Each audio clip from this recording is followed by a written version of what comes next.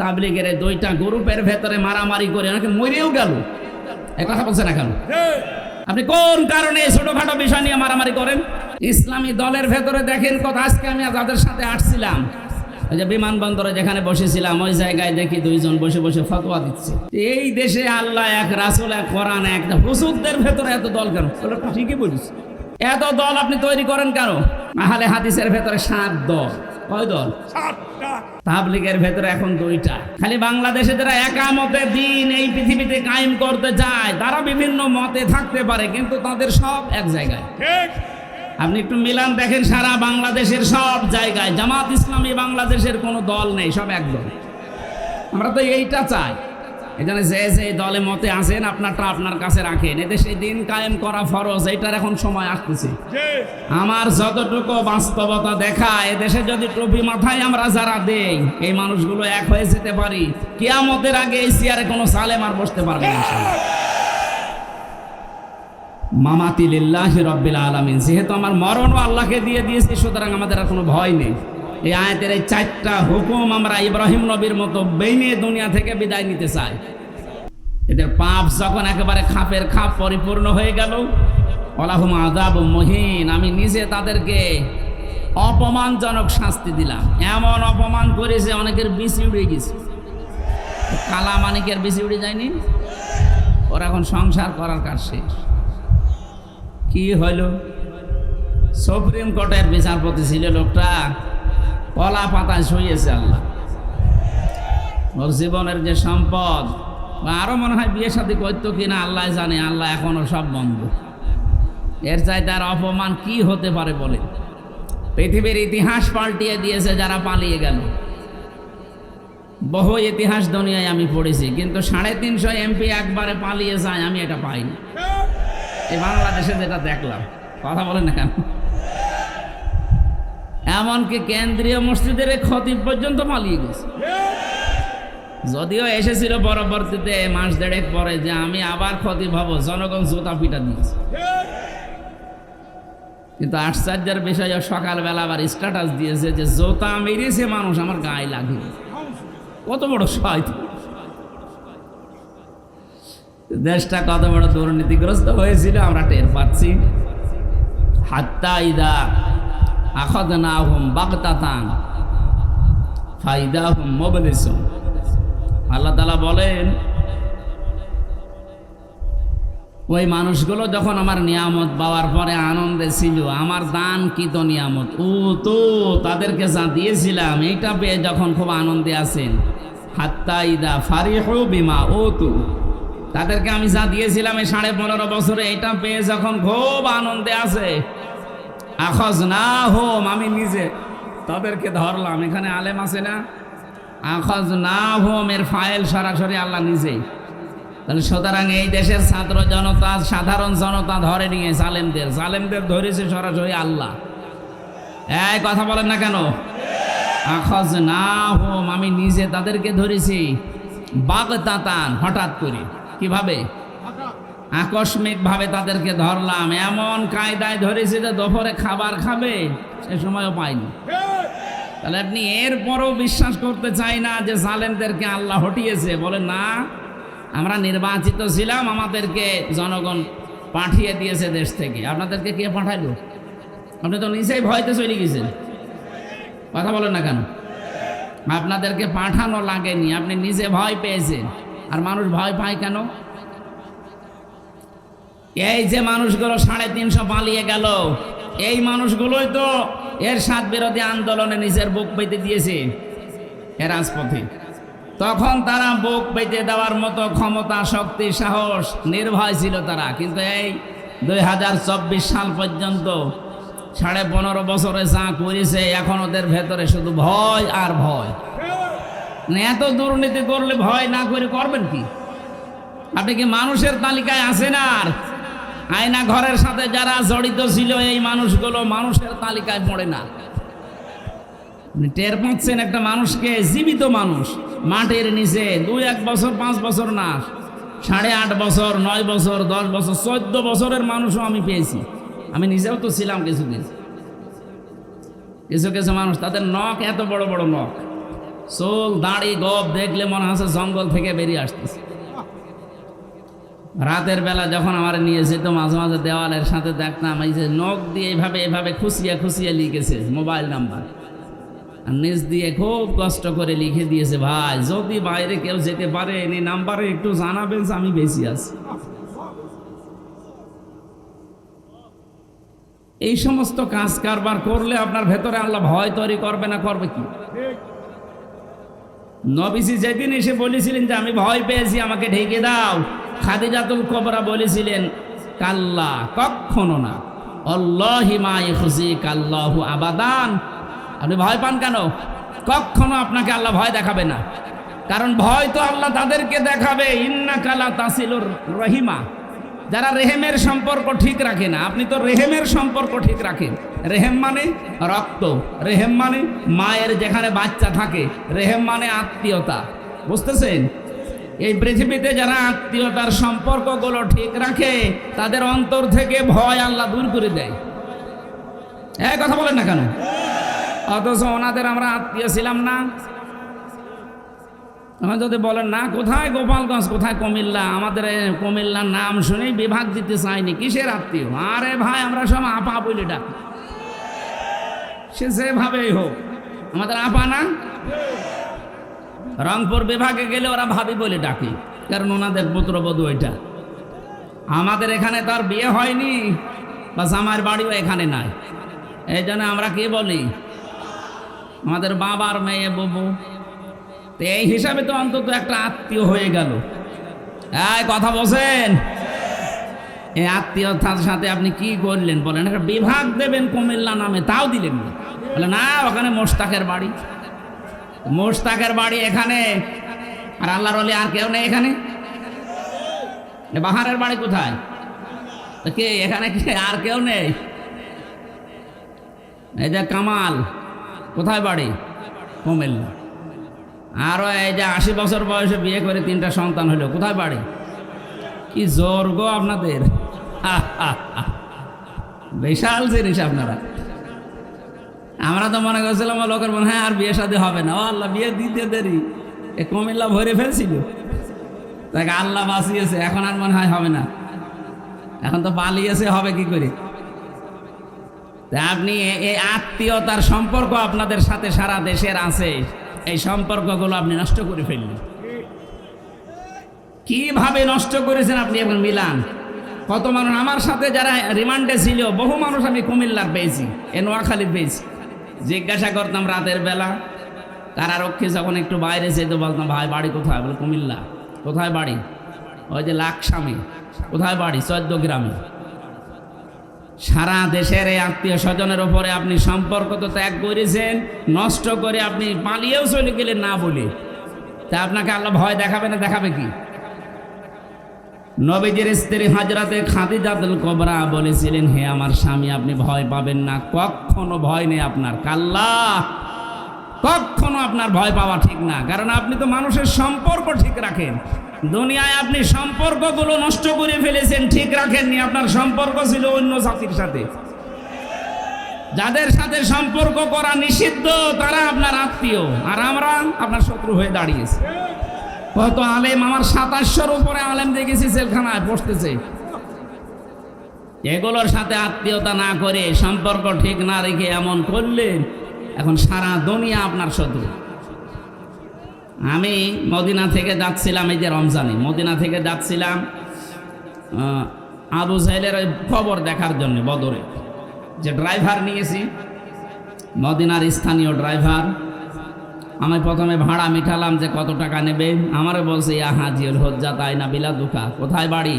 যে তুমি বাংলাদেশ। বলছে হারামি। হারামি মানে? আপনাকে বলি না, আপনার দেশে যে দায়িত্বে আছে ওটা একটা হারামি। ও ঠিক আছে, আপনি আরো গালি দেন, কিন্তু আমারে আপনি হারামি বলবেন না। আপনি ওই দেশে বাস করেন, এই জন্যে আপনাকে দিয়ে আমি ওনারে বলেন। অথচ লোকটা জীবনে ওরা কোনোদিন চোখেও দেখিনি। ওই মোবাইলে, ইন্টারনেটে, হোয়াটসঅ্যাপে, এই সমস্ত জায়গায়, ইউটিউবে দেখে যে কাজ কারবারগুলো, আয়না ঘরের নাম যখন শোনে তখন বলছো হারামি। হারামি মানে বাংলায় কি? না ওটা বলার দরকার নেই ভাই, দিনকাল ভালো এখনো হয়নি। আর একটু ভালো হোক, জামানে ও যা বোঝাতে চেয়েছে বুঝলেই হবে।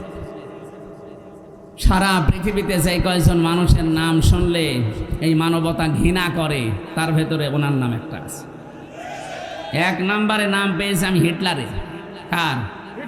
2 নম্বরে চেঙ্গিস খান। কি সুন্দর সুন্দর নাম না? বলছে জি। না না, চেঙ্গিস খান একটা নাম হইল, হিটলার নাম শুনেই বোঝা যাচ্ছে মানুষ এখন কিছু করলেই বলে বড় হিটলার তো। এরপরে উনি যার কাছে গিয়ে আশ্রয় নিয়েছে ওনার নামও আছে, ওই যে আজ পালিয়ে গেল ওনার নাম আছে। আরো 2 জনের নাম আমি পড়েছি ইতিহাসে, এগুলো দেখতে পাচ্ছি সারা পৃথিবীতে এই 6 জন মানুষ ঘৃণার তালিকায় আছে। আল্লাহ এমনি এগুলো তৈরি করে না, মানুষের জুলুম যখন একেবারে পরিপূর্ণ হয়ে যায় সৃষ্টি জগতের ভেতরে, তার প্রতি আল্লাহ একটা ঘৃণা তৈরি করে দেয়। আমরা কি ওই রকম সামনে কিছু করব? অনেকে এগুলো করার জন্য বুক বেঁধে আছে যে আগে চেয়ারে বসি দেখেন কি করি। যদি এগুলো আবার রিপিট করেন কেউ, তাকেও আল্লাহ পৃথিবীর বাসীর সামনে ঘৃণিত বানিয়ে দেবে। কথা বলেন ঠিক কিনা? আল্লাহ বলেন বাগতাতান, আমি ধরেছি তাদেরকে আকস্মিক ভাবে, ফাইদাহুম মুবলিসুন, তারা হতাশ হয়ে গেছে। আমার তো মনে হচ্ছে 1500 বছর আগে আয়াত নাজিল হওয়া না, এই 2024 সালের 5 আগস্টে 1:30টার সময় আয়াতটা নাজিল হয়েছে। হাত্তা ইদা ফারিহু বিমা উতু, যখন তাদের দানকৃত বস্তু পেয়ে তারা আনন্দে আত্মহারা হয়ে আছে, আখাযনাহুম বাগতাতান, হঠাৎ আমি তাদেরকে ধরলাম, ফাইদাহুম মুবলিসুন, এই মানুষগুলো হতাশ হয়ে গেল। এদের চেহারার ভেতরে এখন হতাশা ছাপ আছে না নেই? এদেশে মানবতার ফেরিওয়ালা নাম নিয়ে দালালি করতো যেটা, এই যে সুমন, এটা বাটপার। ওরে যে ব্যারিস্টার সার্টিফিকেট দিয়েছে তারা আর এক বাটপার। ওর মতো মানুষকে আপনি ব্যারিস্টার সার্টিফিকেট দিলেন কি করে? ওর বিবেকই তো কাজে লাগে না। মানবতার ফেরিওয়ালা এই দেশে যদি কাউকে বলতে হয় তাহলে ডাক্তার শফিকুর রহমানকে বলা যায়। জেল থেকে বের হওয়ার পরে মানবতার ফেরিওয়ালা বাড়িতে গিয়ে নিজের বউ ছেলে মেয়ের কাছে না গিয়েছে, সরাসরি মানবতা কোথায় বিপন্ন সেখানে। আপনি যার জীবনের সাথে কাজের মিল আছে তাকে তো নাম দিতে পারেন। আর শয়তান নিজে নিজে শুধু তুলতো, নিজে নিজে খাম্বা একটা ফেলা আছে, নিজে নিজে করত। ছাগল একটা হেঁটে যাচ্ছে, ছাগলের সাথে এই দেখো ছাগল, ছাগলের মালিক কেন ছেড়ে দিল? যারা আগা মাথা নেই। এজন্য আমাদের উচিত হচ্ছে জুলুমের এই যে দৃশ্যগুলো আমরা দেখলাম, আমরা যেন সাবধান হই। আমরা যদি সচেতন এখনো না হয়ে আবার ওদের মতো আরম্ভ করি, আল্লাহ রাব্বুল আলামিন আমাদেরকেও এরকম বিপদে ফেলতে বেশি সময় নেবেন না। আল্লাহর কি বেশি সময় লাগে? ইন্নামা আমরুহু ইযা আরাদা শাইআন আইয়াকুলা লাহু কুন ফায়াকুন। আল্লাহ বলেন আমি কোনো কিছু শুধু ইচ্ছা করি, বলি কোন, সঙ্গে সঙ্গে হয়ে যায়। এই বিশ্বাস যার ভেতরে যত বেশি অটল থাকবে, যত বেশি বদ্ধমূল হবে, ওর জীবনের সব ভয় আল্লাহ দূর করে দেবে। এই জন্য যারা এই আয়াত পড়েছে জীবনে একবার, তাদের ভেতর থেকে হতাশা, তাদের ভেতর থেকে কৃপণতা, তাদের ভেতর থেকে অস্থিরতা আল্লাহ দূর করে দিয়েছে। কোন আয়াত? যেটা আমরা পড়লাম। আল্লাহ রাব্বুল আলামিন বলেন, ওলে ইন্না সলাতি ওয়া নুসুকি ওয়া মাহইয়ায়া ওয়া মামাতি লিল্লাহি রাব্বিল আলামিন। সূরা নামের 162 নম্বর আয়াত। যদিও ইব্রাহিম আলাইহিস সালামকে দিয়ে আল্লাহ এটা বলাচ্ছেন, তিনি যেহেতু আমাদের আসল জাতির পিতা, নকলটা না, আসল জাতির পিতা, আমাদের আল্লাহর ঘোষণা দেওয়া যিনি, তিনি ইব্রাহিম আলাইহিস সালাম। কথা বলেন ঠিক কিনা? এই বিশ্বাসটা নষ্ট করবেন না। এই 15.5 বছরে এইটা যেন নষ্ট হয়ে যায়, যেন নতুন করে একজনকে চাপিয়ে দেওয়ার চেষ্টা ছিল। জাতি মানে না, 1:30টায় পালিয়েছে, বিকাল 5টা বাজতে বাজতে জাতির পিতা একটাও দেশে ছিল না। নাক চোখ মুখ যা যেখানে ছিল সব উল্টাপাল্টা করে ফেলেছে। তা আল্লাহর ঘোষণা দেওয়া সেইটা, তারপরের দিন দেখবেন মোড়ে মোড়ে জাতির পিতা সড়ক লেখা হয়ে গেছে। কারণ এই দেশে কিছু না থাক, 96% মুসলমানের নামাজ না থাকতে পারে, রোজা রাখতে না পারে, আল্লাহ একজন আছে, এ বিশ্বাস অন্তত আছে। আমাদের এ বিশ্বাস নেই, শুধু মুসলমানের না, প্রত্যেক ধর্মে যারা আছে তাদের ধর্মীয় বিশ্বাস এইটা যে উপরওয়ালা একজন আছে।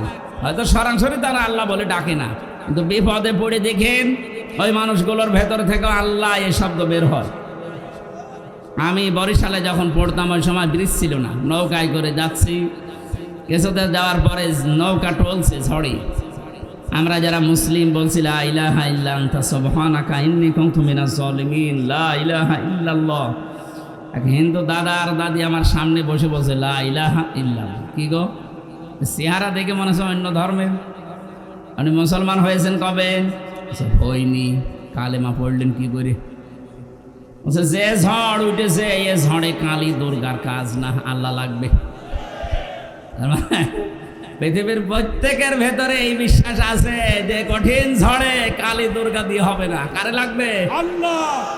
এই জন্য ষড়যন্ত্র যা হয়েছে যা হবে, তারা যেন একথা বিশ্বাস করে কিয়ামতের আগে এই দেশে নাস্তিক্যবাদ প্রতিষ্ঠিত করা যাবে না। অনেক আজ মানবতার নাম নিয়ে এই সাদা চামড়া যারা, তাদের কাছ থেকে শিক্ষা দীক্ষা নিয়ে এদেশে সমকামিতা প্রমোট করছে। সমকামিতার অফিস খুলতে চায় মানবতার নাম নিয়ে ঢাকাতে। আমি ঘোষণা দিতে চাই এখান থেকে এই দেশের 18 কোটি মুসলমানকে নিয়ে যদি এটা খোলার চেষ্টা করা হয়, আল্লাহর নিষিদ্ধ কাজ। পুরুষে পুরুষে বিয়ে করবে, নারীতে নারীতে বিয়ে করবে, এটা আল্লাহর নিষিদ্ধ কাজ না। আল্লাহর সিস্টেমই আল্লাহ আপনি পাল্টিয়ে ফেলতে চান। এদেশে একটা মানুষ মুসলমান বেঁচে থাকতে এদের এই কাজ আমরা সফল হতে দিতে পারি না। এই বলেন না কেন? কারণ আমরা যেই দিন পড়েছি যে ইন্না সলাতি, আমার নামাজ, ও নুসুকি, আমার কোরবানি। এখানে কোরবানির 3টা অর্থ হয় নুসুকের। 1 নম্বরে নুসুক মানে রক্ত প্রবাহিত করা, 2 নম্বরে নুসুক মানে হজের কাজকর্ম, 3 নম্বরে নুসুক মানে জীবনের ইবাদত বন্দিগি। তাহলে আমরা যারা এই আয়াত পড়েছি জীবনে, বলে ইন্না সলাতি ওয়া নুসুকি, অবশ্যই আমার নামাজ, আমার কোরবানি, আমার সে ইবাদত বন্দেগী সব আমি আল্লাহকে দিয়েছি। অমাহইয়া, শুধু এগুলো না, আমার জীবনও আমি দিয়ে দিয়েছি। এই জন্য যারা এই আয়াত পড়েছে তাদেরকে জেল জুলুম জরিমানা ফাঁসি না, দুনিয়া থেকে বিদায় করে দিলেও তারা থোড়াই কি আর কিছু মনে করে না। 1 তারিখে নিষিদ্ধ করেছিলেন, তারা কিছুই মনে করেনি, কারণ তারা জানে এই পৃথিবীর মালিক যিনি, আমরা তার ইবাদত করি। ওনাদেরকে আপনি নিষিদ্ধ করেছিলেন ওনাদের নিজেদের দোষে না, করেছিলেন আল্লাহর একটা একাত্মবাদের পরিচয় তারা দিত। তারা বলতো জনগণ ক্ষমতার উৎস নয়, ক্ষমতার উৎস আল্লাহ। আরো জোরে বলেন। কুমিল্লাবাসী দলমত হয়তো আপনার আলাদা থাকতে পারে, কিন্তু আমি জানি এই কুমিল্লা, নোয়াখালী এই 2টা জেলা ইসলামের দিকে ঝোঁক বেশি। আহ্বান জানাতে চাই মুসলমান ভাইরা, যারা এই বিশ্বাসে আছেন ক্ষমতার উৎস জনগণ, আমাদেরকে এরা ক্ষমতায় বসাবে, আপনি মুশরিক। কি আপনি জিজ্ঞাসা করেন হুজুরদেরকে? এই জন্য আপনার দল মত আলাদা থাকতে পারে, কিন্তু এই বিশ্বাস যেখানে আছে এক্ষুনি আপনি পরিবর্তন হন, না তো এখন মরে গেলে আপনার নামাজ রোজা সব মাঠে মারা যাবে। আপনি মারা যাওয়ার সময় মুশরিক হয়ে মরবেন। আমরা এটা চাই? আরো জোরে বলেন। এক্ষুনি বিশ্বাস পাল্টাবেন। যদি এইরকম কোনো বিষয় আপনাকে বাধ্য করে, দরকার হয় দল ছেড়ে দেবেন, তাও বিশ্বাস পাল্টাবেন। ক্ষমতার উৎস জনগণ না, ক্ষমতার উৎস কে? আল্লাহ। এই ছোট্ট একটা শিরিকের কারণে আপনি জাহান্নামী হয়ে যাচ্ছেন। কারণ যাদের আমল নামার ভেতরে, কাজকর্মের ভেতরে, বিশ্বাসের ভেতরে শিরিক পাওয়া যাবে, আল্লাহ নিজে জানিয়েছেন ওয়াকাদিমনা ইলা মা আমিলু মিন আমালিন ফাজআলনাহু হাবাআম মানসুরা। যার আমল নামার ভেতরে যদি শিরিকের কোনো গন্ধ পায়, ওটা ওর মুখের উপরে নিক্ষেপ করা হবে। বলেন নাউজুবিল্লাহ। এই আয়াত অনুযায়ী বাংলাদেশে 96% মুসলমান আমরা, অনেকে এই শিরিকে আছি। আবার বলেন তো ক্ষমতার উৎসকে আল্লাহ। এই বিশ্বাসকে পরিবর্তন কেউ করতে পারবে আমাদের? না। এই জন্য আমার জীবন আমি দিয়েই দিয়েছি। যেই দিন আমি পড়েছি অমাহইয়া ও মামাতি, শুধু জীবন না, আমার মরণও আমি দিয়ে দিলাম। প্রশ্ন আসতে পারে মরণ দিয়ে আপনি কি করবেন? মানুষের যেহেতু সর্বশেষ ভয় দেখানোর জায়গায় মরণ, এই তোরা কিন্তু মেরে ফেলবো, এটা বলে না? আল্লাহ বলেন তুই বল যে আমার মরণও আল্লাহর জন্য। যে মানুষগুলো এরকম বিশ্বাস নিয়ে জীবনকে পরিষ্কার পরিচ্ছন্ন করে মরণ পর্যন্ত যেতে পারবে, কি হবে তাদের ভাগ্যে জানো? আল্লাযীনা তাতাওয়াফাহুমুল মালাইকাতু আল্লাযীনা তাতাওয়াফাহুমুল মালাইকাতু তাইয়্যিবিনা ইয়াকুলুনা সালামুন আলাইকুম উদখুলুল জান্নাতা বিমা কুনতুম তা'মালুন। এই চারটা শর্ত যারা মেনে চলতে পারবে, যে আমার নামাজ যেমন আমি আল্লাহর জন্য পড়ি, আমার কোরবানি, আমার জীবনের ইবাদত বন্দেগী আমি আল্লাহর জন্যই করি, আমি বেঁচে আছি আল্লাহর জন্য, মারাও যাবো আল্লাহর জন্যে, এই মুহূর্তে ফেরেশতা তার মরণের সময় এসে বলবে কোনো ভয় নেই, কোনো চিন্তা নেই, তোমার যে পবিত্র জীবন তুমি বানিয়েছো, এই তাইয়্যিবিন মানে শুধু পোশাকের পবিত্রতা না, শুধু শরীরের পবিত্রতা না, তার আমলের পবিত্রতা, তার কাজের পবিত্রতা, তার কর্মজীবনের পবিত্রতা, তার বিশ্বাসের পবিত্রতা, তার আকীদার পবিত্রতা, তার ঈমানের পবিত্রতা, এগুলো যারা দুনিয়ায় মেনটেন করে করে চলতে পারবে, এই মানুষগুলো মৃত্যু মুখে পতিত হওয়ার সঙ্গে সঙ্গে ফেরেশতা বলবে সালাম, আল্লাহর শান্তি তোমার উপরে, উদখুলুল জান্নাতা প্রবেশ করো ওই জান্নাতে। তাফসিরে আমি পড়েছি এই তাইয়্যিবিন আর ব্যাখ্যায় আর সালামের ব্যাখ্যায় আল্লাহ পাক ৭০,০০০ গেট ওই মরণের সময় তাকে নাকি দেখিয়ে দেয়। এই জন্য মুমিন যারা জীবন পবিত্র করে যেতে পারে, এদের দেখবেন মারা যাওয়ার পরও চেহারার ভেতরে একটা কি যেন ফুটে ওঠে। উদখুলুল জান্নাহ বলবে প্রবেশ করো ওই জান্নাতে, বিমা কুনতুম তা'মালুন, তোমরা যে কাজ কারবার করতে, কাজগুলো আমার আল্লাহ জানতেন, তোমাদের মনের খবরও আল্লাহ জানে, এই জন্য আল্লাহ এই জায়গায় তোমাদেরকে পৌঁছিয়ে দিয়েছেন। আজও পরে ফিটফাট অনেকে দেখাচ্ছে মানুষকে, কিন্তু ভেতরে ওই ইহুদি খ্রিস্টানদের দোসর। এক কথা বলেন না কেন? এই যে ফরিদউদ্দিন মাসুদ নামে যে লোকটা, ওপরে কিন্তু ফিটফাট ছিল, চেহারা সোরাত সব কিছু দেখতে ভালোই লাগছিল, ভেতরে দেখতাম ইহুদি আর খ্রিস্টানদের দালাল। ওর কাছে কোনো কথা নেই, শুধু একামতের দিন যারা পালন করে তারা ওর শত্রু, কারণ এগুলো নিজে বলতো না, ওকে দিয়ে বলানো হতো। আর আসতে বলেন, উম্মতের এই মহা দুর্যোগের সময় চলছে এখন, যারাই ওকে ফাটল ধরাতে চাইবে, মুসলমানদের ভেতরে দল পার্থক্য, মত পার্থক্য করে করে যারা ছোটখাটো বিষয়ে বিভেদ তৈরি করবে যে ওর আকীদা ঠিক নেই, আরে ভাই তুই আকীদা যদি ঠিক করবি, 15.5 বছর কোথায়। এখন উম্মত এক জায়গায় হয়ে একটা চেষ্টা চালাচ্ছে, আর যত ফতোয়া তোমার এখন বের হচ্ছে, যে নামে আলেম দাবি করুক না কেন, যে দলের লোক হোক, এখন উম্মতের ভেতরে ফাটল ধরাতে চাই, বুঝবেন ওটা ইহুদি অথবা খ্রিস্টানদের টাকা পাচ্ছে, কোনো সন্দেহ নেই। আমি মাওলানা মামুনুল হকের সাথে ছিলাম, উনি আমাকে মাঝে মাঝে বলতে, হামজা 3টা বছর আমরা এক জায়গায়, যে বাইরে থাকতে ভাবতাম কি, আরে ভেতরে কি দেখছি, বাইরে আমরা টুপি নিয়ে মারামারি করি, অমুকের আকীদা নিয়ে মারামারি করি, আর ওরা ভেতর আমাদের সব এক জায়গায় তালাবদ্ধ করে রেখেছে। বাইরে যদি যেতে পারি এগুলো সব পাল্টাবো, ছোটখাটো যা আছে যার যার জায়গায় থাক, অন্তত উম্মত যেন এক হতে পারে, এইটা কাজ চালাবো। এটা এখন দরকার সবচাইতে বেশি। এক কথা বলেন না কেন? এটার বিরুদ্ধে যদি জাতীয় মসজিদের ইমামও ফতোয়া দেয়, তারও ক্ষমা নেই, কারণ উম্মতের এই যে এক জায়গায় হওয়া ঐক্য, এটা নফল না, এটা ফরজ। উনি তাবলিগ জামাত করে, আলহামদুলিল্লাহ, ভালো, মারহাবা। তাবলিগ করলে কোরআন দিয়ে করেন, আপনার সাথে আমরা আছি। কোরআনে কারিম বাদ দিয়ে যদি কেউ বানানো তাবলিগ করে, আমরা তার সাথে নেই। তাবলিগের 2টা গ্রুপের ভেতরে মারামারি করে অনেকে মরেও গেল, এক কথা বলছে না কেন? আপনি কোন কারণে ছোটখাটো বিষয় নিয়ে মারামারি করেন? ইসলামী দলের ভেতরে দেখেন কথা। আজকে আমি যাদের সাথে আসছিলাম, ওই যে বিমানবন্দরে যেখানে বসেছিলাম, ওই জায়গায় দেখি 2 জন বসে বসে ফতোয়া দিচ্ছে। এই দেশে আল্লাহ এক, রাসূল এক, কোরআন এক, হুজুরদের ভেতরে এত দল কেন? ঠিকই বলিস। এত দল আপনি তৈরি করেন কেন? আহলে হাদিসের ভেতরে 7 দল।